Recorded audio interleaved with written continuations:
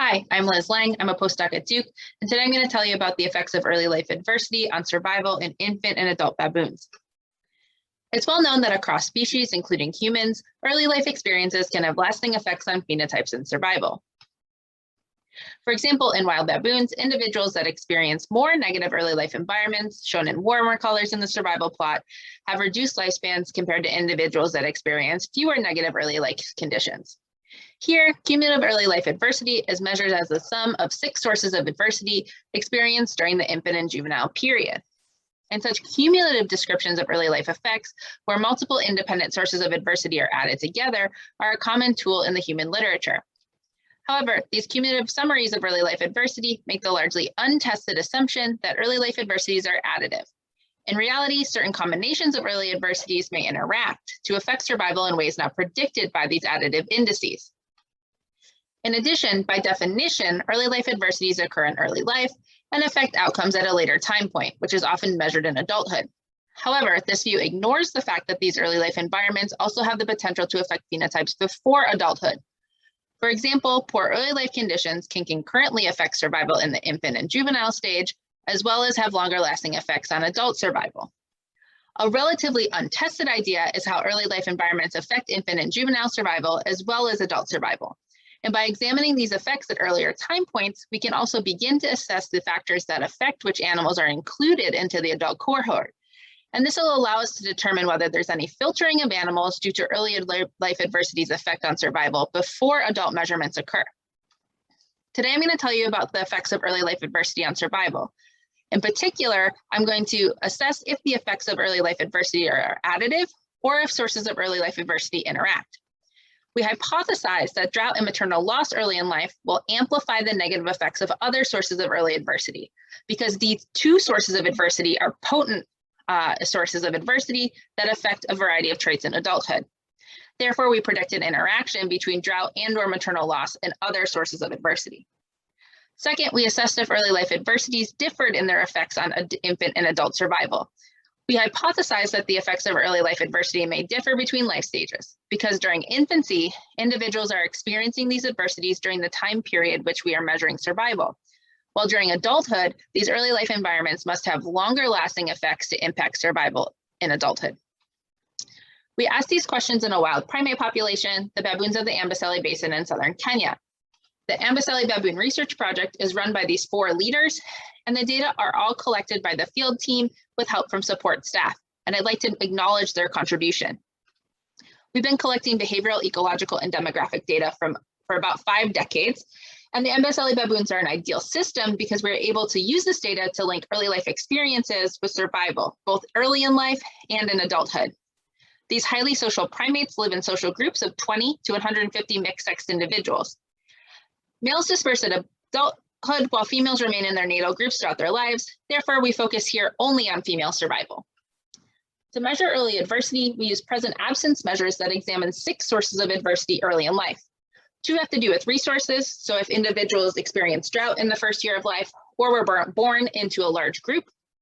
2 have to do with the maternal social environment, if the mom is of low maternal dominance rank, or if the mom was socially isolated while the individual was young.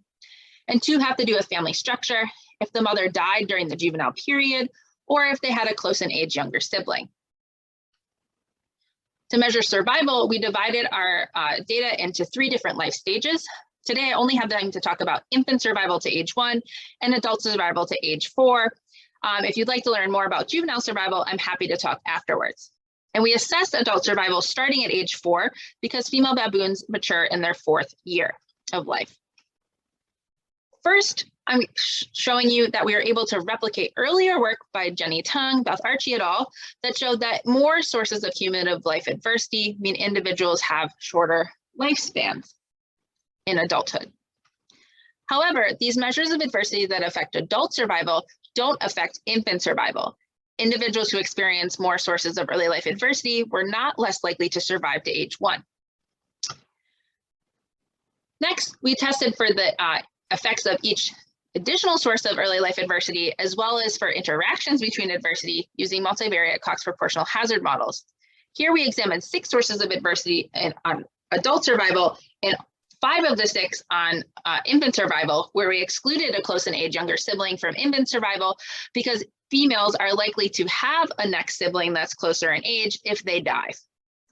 We assessed all two-way interactions between drought and these 6 sources of adversity and maternal loss and these 6 sources of adversity. For adult survival, we see that individuals who experience maternal loss, shown in orange, have a median lifespan that's about 6 years less than individuals who do not experience maternal loss. We also see that the effects of early adversity are largely additive. We have evidence for a potential interaction between drought and maternal loss, but it's in the opposite direction that we predicted. Individuals who experience experience only maternal loss, shown in the orange dotted line, have a median lifespan of about 13 years, while any other combination, females have a median lifespan of greater than 20 years. In particular, if you compare the orange dotted line for individuals who experienced only maternal loss and the orange solid line for individuals who experienced drought and maternal loss, individuals who experience both adversities have a longer lifespan, suggesting that experiencing early life drought may enhance adult survival in the face of early maternal loss. However, our sample size for this combination is small, so these results are preliminary. For infant survival to age 1, we see similar to the effects of adult survival, infants who lose their mother in their first 4 years of life tend to be less likely to survive their first year. Now, this is interesting and replicates previous work from Matthew Zippel et al., who showed a similar pattern. And this suggests that in maternal loss, both during the time period, as well as moms who are going to die sometime in the future, both decrease infant survival. We also see that infants have higher survival in larger groups, which is interesting because large group size, shown in orange, is our adversity that was hypothesized to decrease survival.